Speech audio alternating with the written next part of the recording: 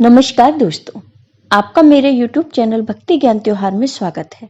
आज मैं आपको वैशाख माह की पीपल पूर्णिमा की कहानी सुनाने जा रही हूँ। अगर आपको ये कहानी पसंद आए तो कमेंट बॉक्स में पीपल देव की जय अवश्य लिखिए। साथ ही अगर आपने अभी तक मेरे चैनल को सब्सक्राइब नहीं किया तो सब्सक्राइब कर लीजिए और बेल आइकॉन पर क्लिक जरूर कीजिए, जिससे हमारे वीडियो के नोटिफिकेशन आपको मिलते रहें। अब सुनिए ये कहानी। किसी नगर में एक राजा राज्य करते थे। राजा के दो रानियां थीं। राजा की पहली रानी के कोई संतान नहीं हुई, इसलिए राजा ने दूसरा विवाह किया। कुछ समय बाद छोटी रानी के दो पुत्र हुए, तो राजा छोटी रानी से अत्यधिक प्यार करने लगे। बड़ी रानी को यह सब देखकर बहुत दुख होता, लेकिन वो क्या करती। उन्होंने इसे ही अपना भाग्य समझ लिया और वक्त के साथ समझौता कर लिया। राजा पहले तो कभी कभार बड़ी रानी के कक्ष में चले जाते थे, लेकिन धीरे धीरे राजा ने बड़ी रानी की तरफ ध्यान देना ही बंद कर दिया और राजा हमेशा अपनी छोटी रानी और दोनों राजकुमारों के साथ समय बिताने लगे। बड़ी रानी अपना सारा समय पूजा पाठ और दान पुण्य में लगाने लगी। एक दिन की बात है, महल के पुरोहित ने बड़ी रानी को देखा तो उन्होंने रानी का दुख समझ लिया। फिर पुरोहित ने रानी से कहा, हे रानी, आप हर महीने की पूर्णिमा का व्रत करो। भगवान सत्यनारायण सबकी मनोकामना पूरी करते हैं, वो आपकी भी इच्छा जरूर पूरी करेंगे। तब बड़ी रानी ने कहा, ठीक है पुरोहित जी, मैं ये व्रत जरूर रखूंगी। आप मुझे इस व्रत की पूजा विधि तथा कथा के बारे में बताइए। तब पुरोहित जी ने कहा, हे रानी, आप चिंता मत कीजिए, मैं पूर्णिमा के दिन अपनी पत्नी को महल में भेज दिया करूंगा। वो आपको पूजा विधि भी बताएगी और पूजा भी करवा देगी तथा आपको पूर्णिमा की कथा भी सुना दिया करेगी। इसी तरह अब हर पूर्णिमा के दिन पुरोहित की पत्नी महल में जाने लगी और बड़ी रानी की पूजा कराती तथा सत्यनारायण की कथा सुनाती थी। बदले में बड़ी रानी पुरोहिताइन को एक सोने का सिक्का देती। एक दिन छोटी रानी ने पुरोहिताइन को बड़ी रानी के पास जाते हुए देख लिया, तो छोटी रानी ने दासी को भेजकर पुरोहिताइन को अपने कक्ष में बुलाया। पुरोहिताइन छोटी रानी के पास आई तो छोटी रानी ने पूछा कि तुम बड़ी रानी के कक्ष में क्यों जाती हो, सच सच बताओ, नहीं तो मैं राजा से कहकर तुम्हें और तुम्हारे पति को कारागार में डलवा दूंगी। यह सुनकर पुरोहिताइन घबरा गई और उसने कहा, छोटी रानी, मैं तो बड़ी रानी को सत्यनारायण भगवान की कथा सुनाने जाती हूँ, क्योंकि बड़ी रानी हर महीने की पूर्णिमा का व्रत करती हैं। तब छोटी रानी ने कहा, इस व्रत को करने से क्या होता है? तब पुरोहिताइन ने कहा, छोटी रानी, इस व्रत को करने से निसंतान को संतान, धन, वैभव सब कुछ मिलता है। जो व्यक्ति जिस इच्छा से इस व्रत को रखता है, उसकी वह इच्छा जरूर पूरी होती है। यह सुनकर छोटी रानी सोचने लगी कि अगर ये व्रत करने से बड़ी रानी मां बन गई तो राजा का सारा प्यार और समय बड़ी रानी को मिल जाएगा। मुझे भी इस व्रत को रखना चाहिए। तब छोटी रानी ने पुरोहिताइन से कहा कि अच्छा, ये बताओ कि बड़ी रानी तुम्हें दक्षिणा में क्या देती है? तब पुरोहिताइन ने कहा कि वो मुझे एक सोने की मोहर देती हैं। तब छोटी रानी ने कहा कि ठीक है, आज से तुम मुझे सत्यनारायण भगवान की कथा सुनाओ। मैं तुम्हें 100 सोने की मोहरें दूंगी, लेकिन अगली पूर्णिमा से पहले तुम मुझे कथा सुनाओगे और बाद में बड़ी रानी को। पुरोहिताइन को धन का लालच आ गया और उसने कहा, हाँ हाँ छोटी रानी, क्यों नहीं, मेरा तो काम ही है कथा कहानियां सुनाने का। अब मैं पहले आपके पास आया करूंगी और बाद में बड़ी रानी के पास जाया करूंगी। उस दिन पुरोहिताइन को घर पहुंचने में देर हो गई। जब वह घर पहुंची तो उसके पति ने पूछा, आज इतनी देर कैसे हो गई? पुरोहिताइन मन में सोचने लगी कि अगर मैं इन्हें सच बताती हूँ कि मैंने छोटी रानी को कथा सुनाई और वो मुझे 100 स्वर्ण मुद्राएं देती हैं और आगे भी देती रहेंगी, तो पुरोहित जी कहीं नाराज ना हो जाएं, क्योंकि पुरोहित जी सच्चे और ईमानदार थे। उन्हें धन का कोई लालच नहीं था। तो पुरोहिताइन ने झूठ बोल दिया कि आज मुझे बड़ी रानी को कथा कहानी सुनाने में समय लग गया और उसने वो सोने की मोहरें की थैली छुपा दी। फिर अगली पूर्णिमा आई तो पुरोहितायन पहले छोटी रानी के पास सत्यनारायण की कथा सुनाने गई और छोटी रानी ने फिर से उसे 100 मोहरें दी। फिर पुरोहितायन बड़ी रानी के पास गई। आज पुरोहितायन थोड़ी उखड़ी उखड़ी थी। उसने कहा, बड़ी रानी, आप जल्दी जल्दी पूजा करो, मुझे और भी बहुत काम है। बड़ी रानी कुछ समझ नहीं पाई और जल्दी जल्दी पूजा की। फिर पुरोहितायन आधी अधूरी कहानी सुनाने लगी। तब बड़ी रानी ने कहा, पुरोहितायन जी, आप जल्दी जल्दी कहानी सुना दो, लेकिन अधूरी कहानी मत सुनाओ। आपने अधूरी कहानी सुनाई है। तब पुरोहितायन गुस्से से बोली कि 1 स्वर्ण मुद्रा में कहानी ऐसे ही सुनने को मिलेगी।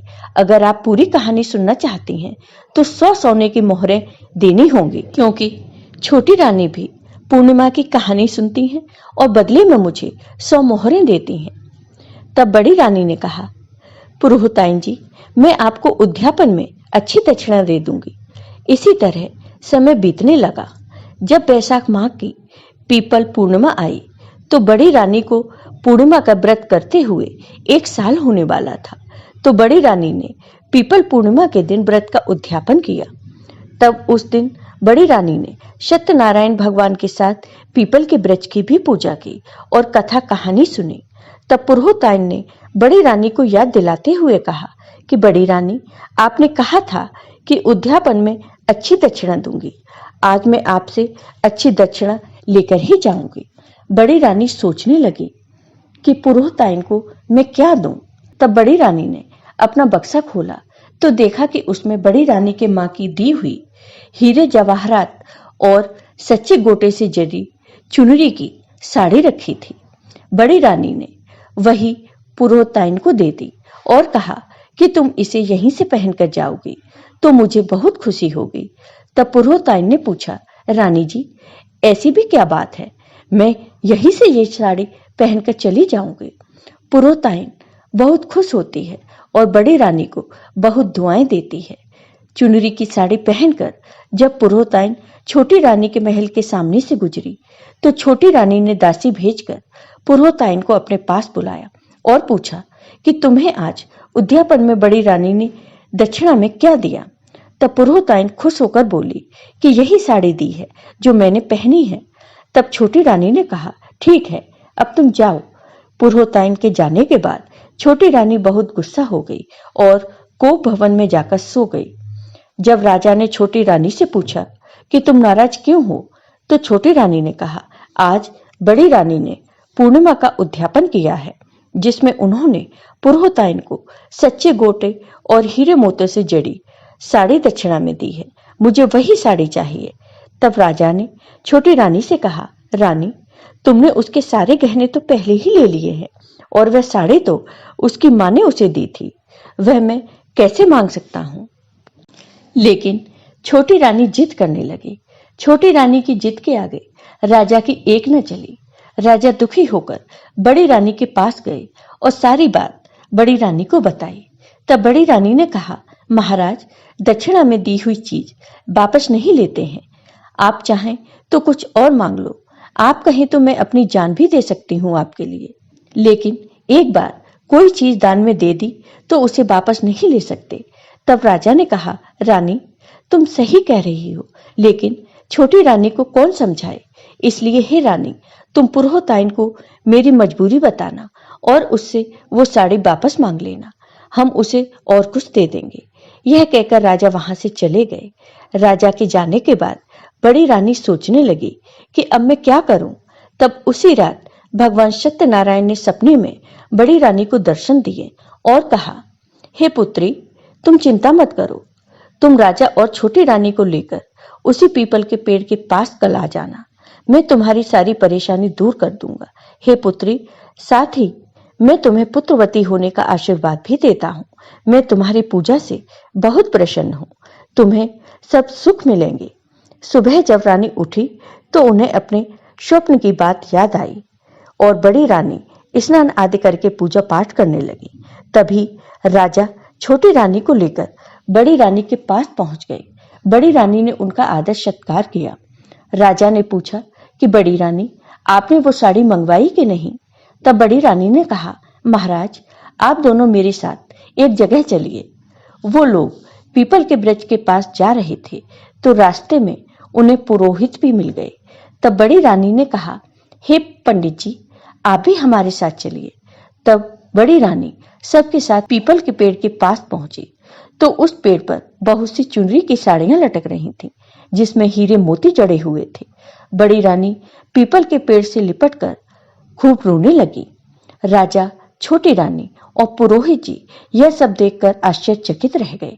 तब राजा ने पुरोहित जी को पूरी सच्चाई बताई। तब पुरोहित जी ने कहा, हे राजन, भगवान सत्यनारायण ने बड़ी रानी के सत का मान रखा है, इसलिए उन्होंने एक साड़ी की जगह सैकड़ों साड़ियां भेज दी। हे राजन, एक स्त्री ही घर को बनाती है और बिगाड़ती है। अब आप खुद ही सोचिए कि कौन घर बिगाड़ रहा है और कौन बचा रहा है। तब उसी समय छोटी रानी को अपनी गलती का एहसास होता है और छोटी रानी बड़ी रानी से क्षमा मांगती हैं। फिर राजा ने बड़ी रानी को आदर सत्कार और सब सुख दिए। फिर कुछ समय बीतने के बाद बड़ी रानी गर्भवती हुई और 9 महीने के बाद बड़ी रानी को सुंदर पुत्र की प्राप्ति हुई। तब राजा और बड़ी रानी ने नगर में ढिंडोरा पिटवा दिया कि सभी बैसाख पूर्णिमा का व्रत रखें और पीपल की पूजा करें, इससे मन वांछित फल मिलता है। अब राजा अपनी दोनों रानियों और बच्चों के साथ खुशी खुशी रहने लगे। तो हे पीपल देव, जैसा सुख आपने बड़ी रानी को दिया वैसा सबको देना। जय हो पीपल देवता की, जय हो सत्यनारायण भगवान की। आपको ये वीडियो पसंद आया हो तो कमेंट बॉक्स में कमेंट करके जरूर बताइए। साथ ही मेरे वीडियो को ज्यादा से ज्यादा शेयर करिए। धन्यवाद।